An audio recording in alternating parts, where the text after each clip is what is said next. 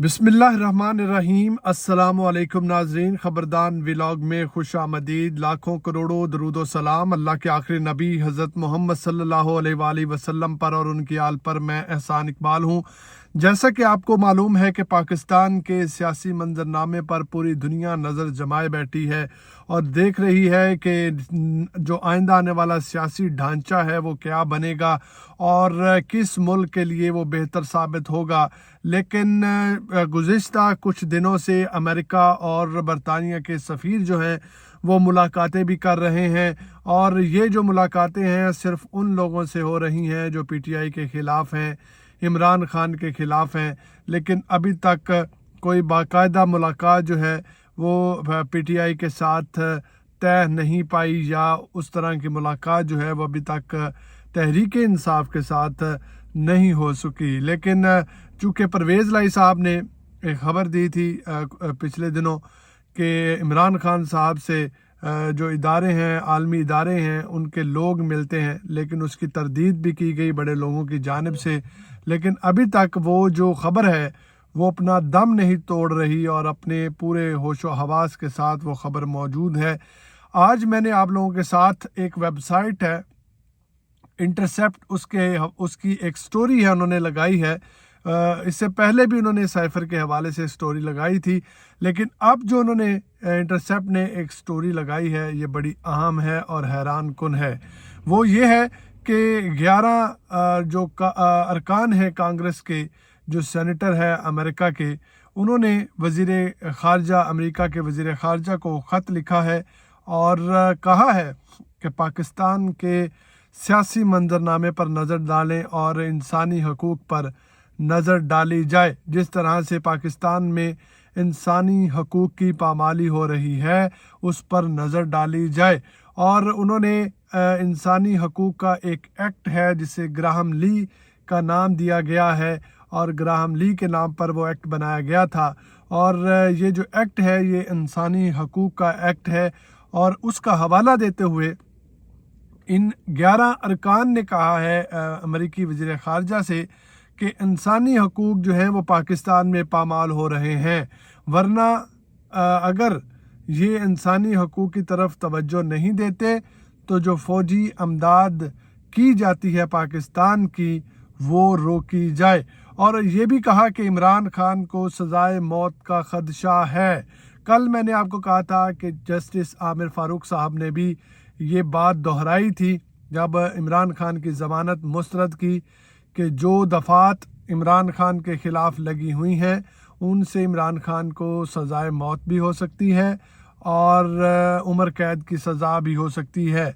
आज ये जो intercept.com की जानिब से एक स्टोरी लगाई गई है जिसमें उन्होंने इन कांग्रेस के अरकान की जो ख़त है उसके बारे में लिखा है। उस ख़त में भी लिखा गया है कि इमरान खान को सज़ाए मौत का ख़दशा है और पाकिस्तान के बुनियादी हकूक़ की ख़िलाफ़ वर्जी की जा रही है। उसके बाद उन्होंने लिखा कि जो पाकिस्तान तहरीक इंसाफ के कारकुन हैं उनके ख़िलाफ़ जाली मुकदमात, उनको हिरासा किया जा रहा है जो कि तशवीशनाक है।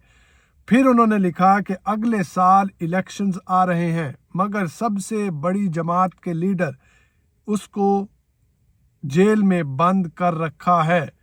मुस्तकबिल की सिक्योरिटी इमदाद तब तक रोक दी जाए। ये भी उन्होंने कहा कि मुस्तकबिल की सिक्योरिटी इमदाद पाकिस्तान की तब तक रोक दी जाए जब तक फ़ौज फैसला कुन तौर पर आइनी निज़ाम की बहाली की तरफ तवज्जो नहीं देती या आइनी निज़ाम की बहाली की तरफ नहीं बढ़ती। मिलिट्री को रोकने का एक ही तरीका है कि ग्राहम ली का सहारा लिया जाए। ग्राहम ली मतलब कि इंसानी हकूक़ की जो एक्ट है बनाया गया उसके ज़रिए उन्होंने कहा कि नोटिस लिया जाए, ये ख़त में लिखा गया है और मिलिट्री को रोकने के लिए इनको ग्राहम ली के ज़रिए जो है थोड़ा सा प्रेशराइज़ किया जा सकता है। और इस ख़त में और भी बहुत सी बातें लिखी गई हैं कि पाकिस्तान तहरीक इंसाफ के बहुत से कारकुन अमेरिका के नेशनलिटी होल्डर हैं, उनको भी तंग किया जा रहा है, उनको भी पाबंद सलासल रखा गया है, उनको भी जो है उनकी फैमिली को हरासा किया जा रहा है। और उसके अलावा अमेरिकी वज़ीर ख़ारजा को ख़त में ये भी लिखा गया कि आइंदा साल जो इलेक्शंस आ रहे हैं उनमें साफ़ और शफाफ इलेक्शन की तरफ और जो प्लेइंग फील्ड जो है तमाम पार्टियों को मुहैया नहीं की जा रही, इसकी तरफ ख़ास तवज्जो की जाए।